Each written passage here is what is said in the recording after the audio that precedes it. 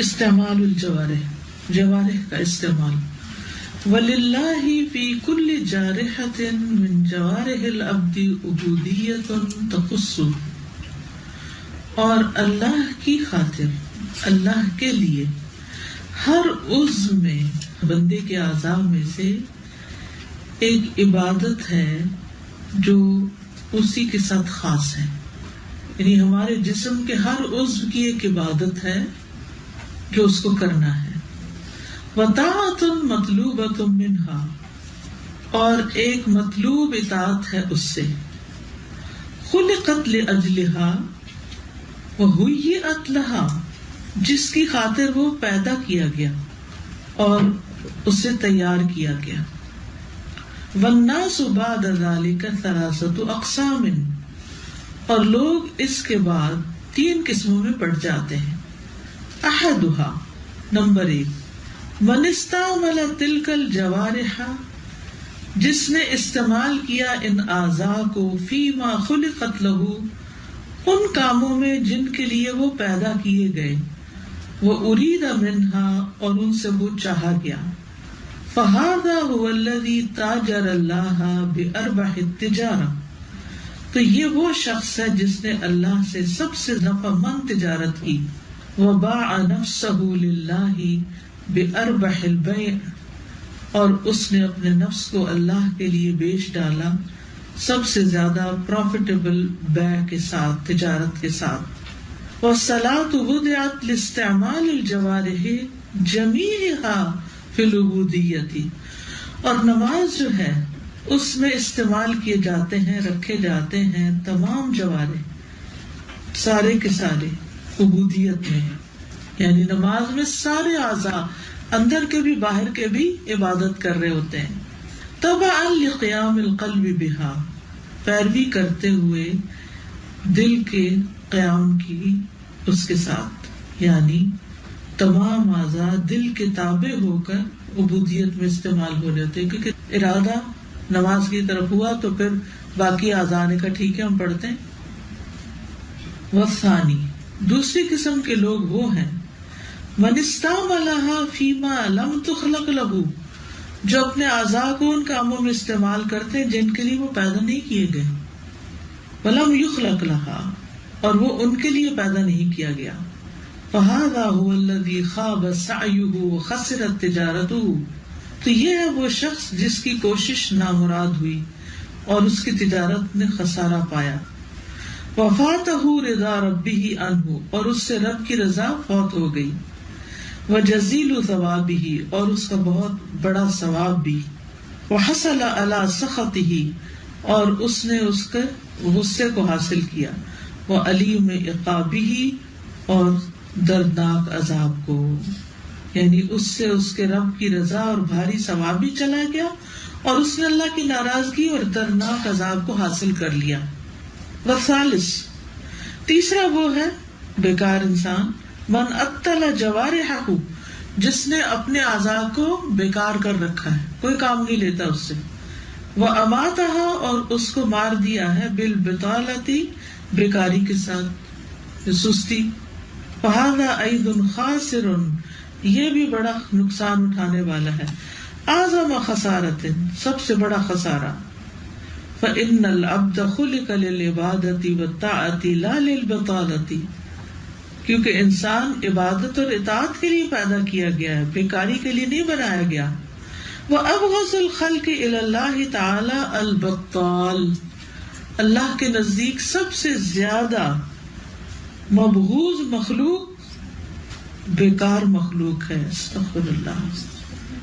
الذی لا فی شغل الدنیا ولا فی سعی الآخرہ، جو نہ دنیا کے کسی شغل میں ہے اور نہ آخرت کی کسی کوشش میں.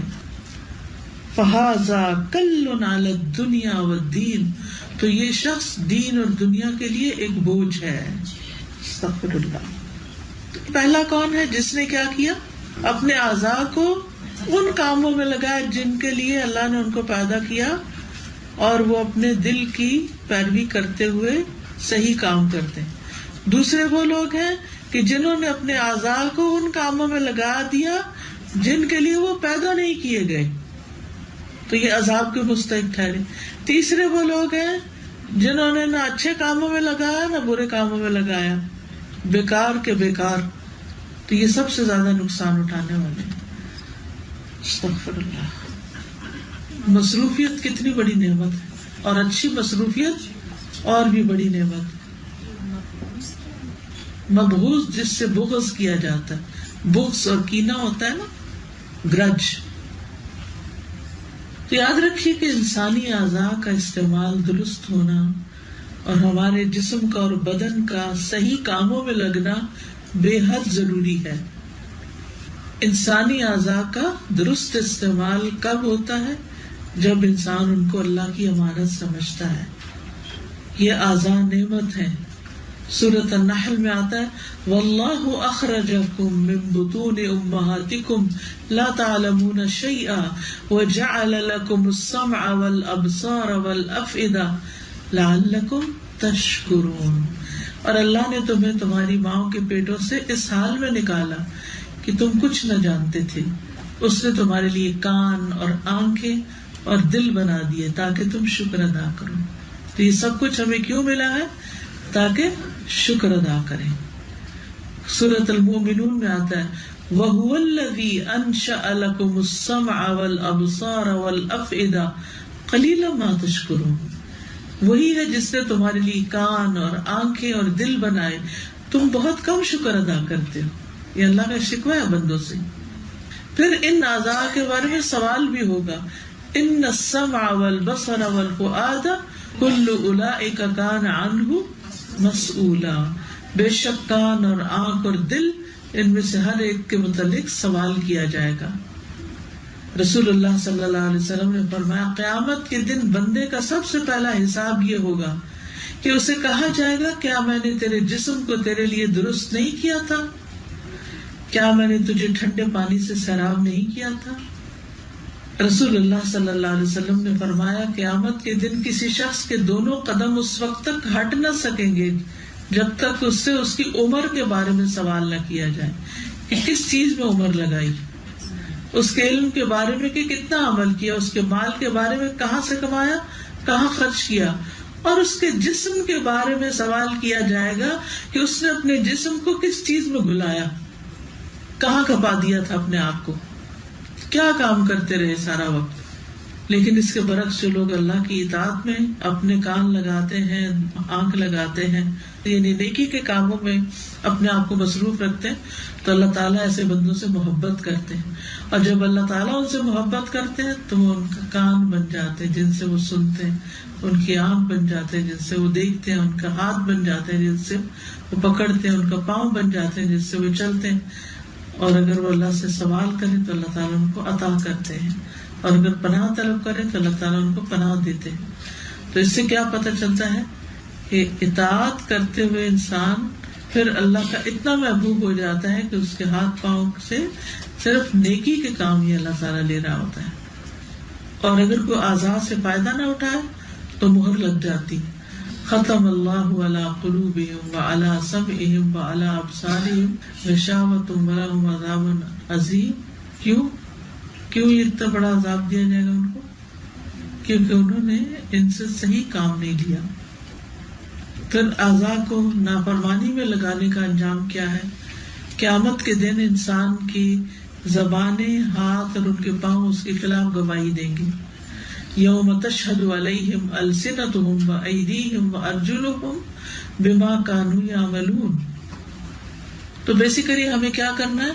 اعضاء کو اللہ کی اطاعت میں لگانا ہے اور اس کی نافرمانی سے بچنا ہے. اور یہی شکر الجوارح ہوتا ہے. اعملوا آل داود شکرا. ہمیں اپنے اعضاء سے، اپنے سارے جسم، باڈی پارٹ سے خیر کے کام لینے چاہیے، اچھے کام لینے چاہیے، اور پھر دعا بھی مانگنی چاہیے. اللہم متعنی بسمعی وبصری واجعلہم الوارث منی. اے اللہ مجھے میری سماعت اور میری بصارت سے فائدہ پہنچا اور انہیں میرا وارث بنا دے، یعنی میری زندگی تک باقی رکھ. جابر بن عبداللہ کہتے ہیں کہ رسول اللہ صلی اللہ علیہ وسلم فرمایا کرتے تھے اللہم اصلح لی سمعی و بصری.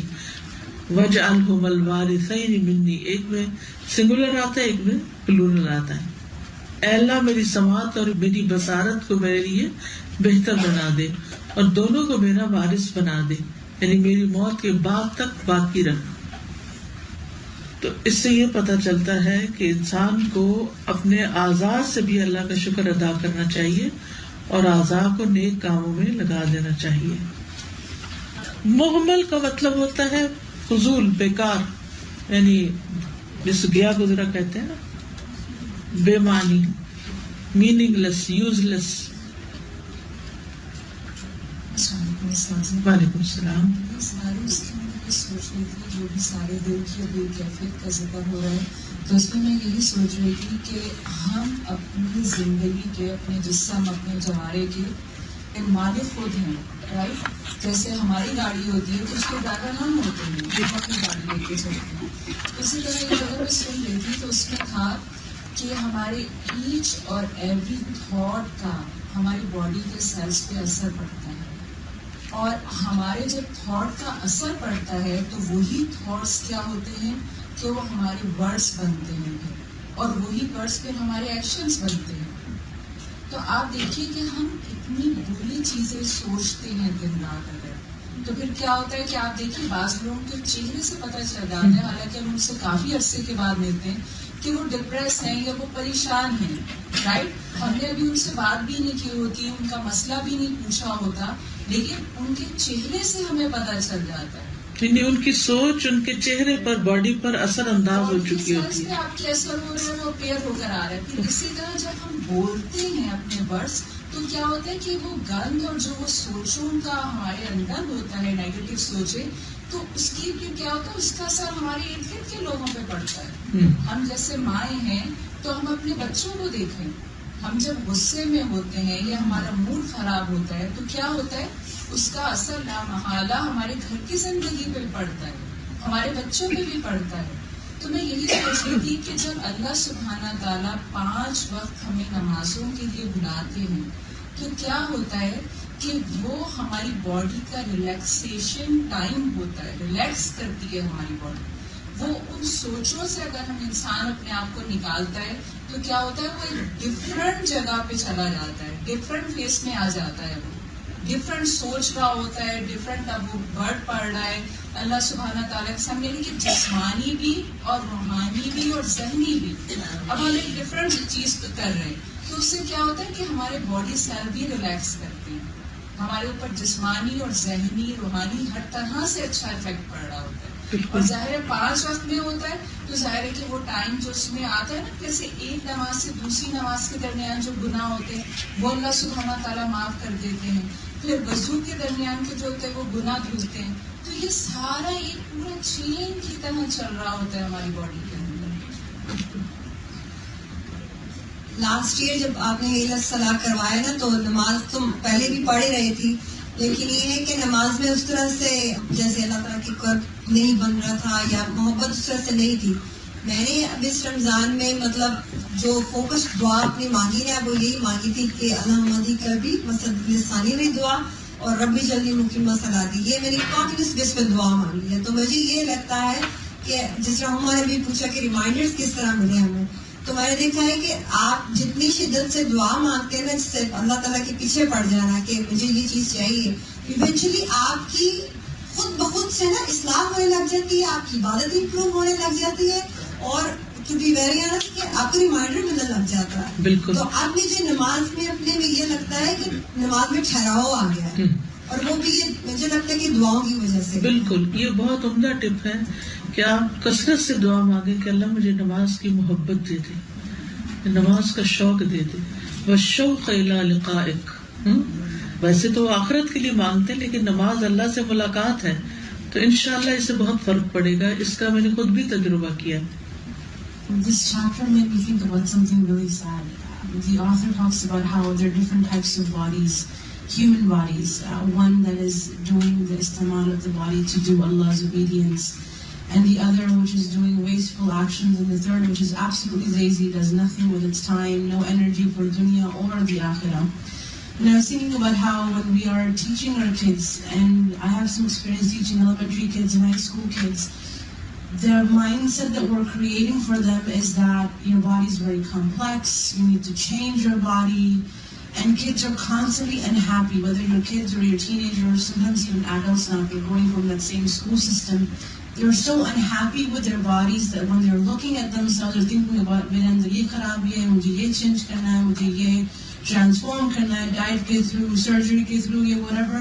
So your whole understanding of what your body is supposed to do dies. And you are cut off from the fact that Allah made me beautiful, my body is beautiful, and I'm only supposed to do beautiful things with my body. And I was thinking about how when we teach younger kids the anatomy of the human body, these are your eyes, 2 hands, 2 ears, کتنا ہی اچھا ہو کہ اگر ہم بچوں کو اسی age سے سکھانا شروع کریں کہ اللہ تعالیٰ نے آپ کو بنایا, ہاتھ دیے, ٹانگ دیے, کان دیے, and this is what you're supposed to do with it. So from a very young age they know what their body is used for, and their relationship with their body is like divine. It's a relationship with Allah. میرا اپنا personal بھی experience ہے کہ جب ہم سلف کی کہانیاں سنتے ہیں یا پڑھتے ہیں تو اس سے انسان کو بڑی بوجھ ملتی ہے. سلف کی کہانیاں جو ہے بالکل ان کی نمازوں کا حال اور ان کے طور طریقے جو تھے. بنیادی طور پر ہمیں اعضاء سے فائدہ اٹھانے کی دعا بھی کرنی چاہیے, جیسے میں نے ذکر کیا کہ اللہم اصلح لی سمعی و بصری واجعلہما الوارثین منی, اے اللہ میری سماعت اور میری بصارت کو میرے لیے بہتر کر دے اور دونوں کو میرا وارث بنا دے, یعنی میری موت تک باقی رکھ, اور موت کے بعد بھی ان اعضاء سے جو کام کیے ہیں وہ صدقہ جاریہ بن جائیں. میں نے شاید پہلے بھی آپ کو بتایا ہو کہ علامہ البانی نے اپنے بارے میں لکھا کہ وہ یہ دعا بہت پڑھتے تھے. وہ کہتے ہیں کہ میری عمر اس وقت 84 سال ہے, 84 ایئرس, اور میں خود ڈرائیو کرتا ہوں اور سارا دن لائبریری میں بیٹھتا ہوں, کام کرتا ہوں, اور پورے الرٹ دماغ کے ساتھ, یعنی مجھے کوئی سستی یا کوئی بھول یا کسی اور چیز کا میں شکار نہیں ہوا. تو یہ بھی ہمارے یہاں جو کامن کانسیپٹ ہے نا, بس ایج فیکٹر ہے, ڈی جنریشن شروع ہو گئی ہے, اب تو بھولنا تمہارے لیے لازم ہو گیا ہے, اس لیے اگر تم بھولتے ہو تو کوئی بات نہیں, یا اور اسی طرح کے کہ اب تو چلا نہیں جاتا, اب اٹھا نہیں جاتا.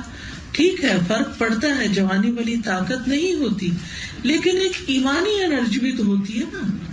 یعنی ایک جسمانی انرجی تو ہے, لیکن ایک روحانی انرجی جو ہے اگر وہ آپ کے اندر آ جاتی ہے تو پھر انسان بھول جاتا ہے کہ میرا جسم کام کرتا ہے یا نہیں کرتا.